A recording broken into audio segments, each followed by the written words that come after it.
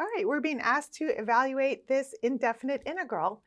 And so when I look at this, the first thing I notice is that I have a sum of three different terms here. And so I know that I can separate this really into three separate integrals if I need to. I also know that I have some rules for some basic antiderivatives. And so I might think through whether those rules apply to these functions that I have here in this sum. And for this first one, I do have a rule for that. That's the power rule, where we add 1 to the exponent and we have 1 over that number out front. So that one is just a basic antiderivative that I know.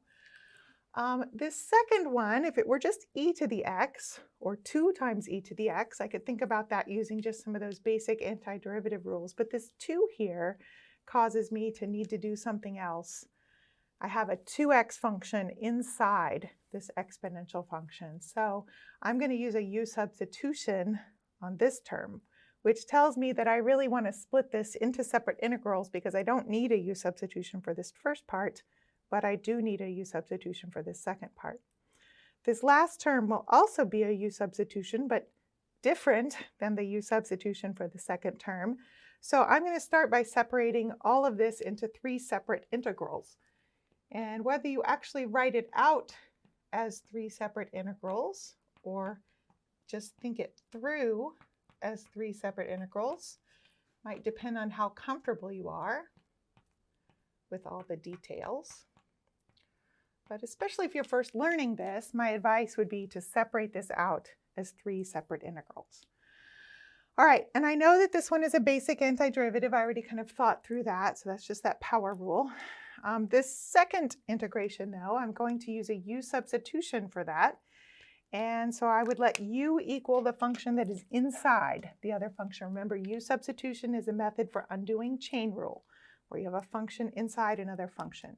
So I'm going to let U equal the 2x that's up here in the exponent. And then I define my du. Du is 2 dx. They need to match up with what I have in my integral. So I have a 2x, it's right here, and I have a dx, but I don't have a 2 dx, so I need to handle this 2. Remember, if it's just a constant, you can divide that through. So you have 1/2 du, or du over 2, is equal to dx. And so in place of that dx, I'm going to substitute 1/2 du. All right, so I'll write that down here in a minute, but I'm going to do a different U substitution on this one. So because I'm going to have two different U substitutions, maybe I call them both U and I just keep my work organized so I'm clear about which U goes with which integral, or maybe I call it something else. I don't have to use U, I could use some other letter. I'm going to use W on this one.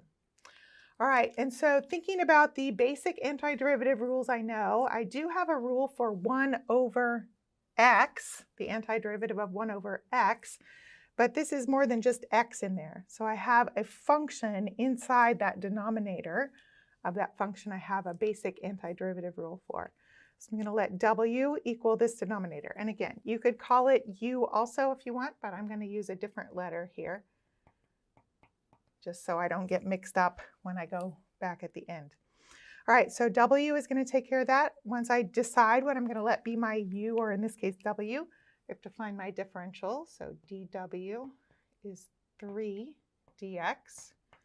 And again, like the last problem, at this point is when you want to match things up. I notice that I have a 3x plus 1. That was what I started with, choosing to let be my W. So I'm going to put W in place of that. And then I have a 3 dx, and I don't have a 3 dx up here. So I need to handle this 3 in the same way I handled the extra 2 that I had over here.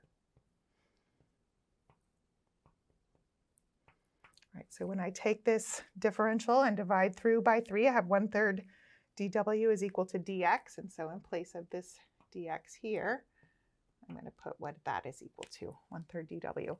And when you're doing these substitutions, remember that you have to use up all the variable parts of your expression. Okay, so I can go ahead and do this first antiderivative, but these next two, I need to write out another step probably before I go ahead and do that. So I'm going to have one step where I actually did the antiderivative already. That's just my basic power rule, so I don't have the integral sign anymore on that term. But on this second term, I haven't actually done the antiderivative yet, so I still have my integration symbol. I'm substituting in place of these things I've circled and put a box around, so I'll have e to the u. And then in place of the dx, I'm going to put 1/2 du. I can put the 1/2 here or in front, or I'm going to pull it out in front of the integral. As long as it's just a constant, you can pull that out front. Right? And then for my last integration, again, I haven't done the antiderivative yet, so I need to write that integration symbol. Marking this up will help you at this step. So what I've circled here, the 3x plus 1 is going to be w, so I'll have 1 over w. And then in place of the dx, I'll put what dx is in terms of w, so 1/3 dw. Again, I can pull the 1/3 out front here. Okay, and then these are both basic antiderivatives that I know.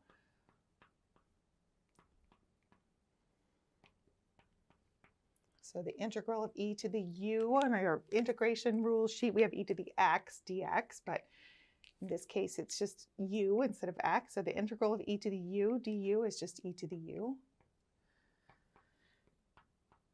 And then the integral of 1 over x is what we have on our sheet, but in this case it's w. 1 over w dw is natural log, and don't forget those absolute values, in this case of w.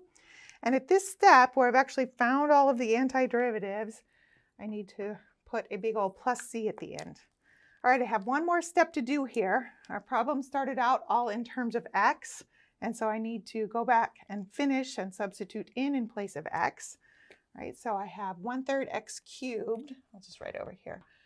1/3 x cubed. And then 1/2 e to the u, but u is 2x. E to the 2x. I just substituted in place of my u. So keeping your work organized and keeping track of which thing goes in place of which part is important here. And then plus 1/3 natural log of absolute value of w. W is 3x plus 1. And don't forget the plus c at the end.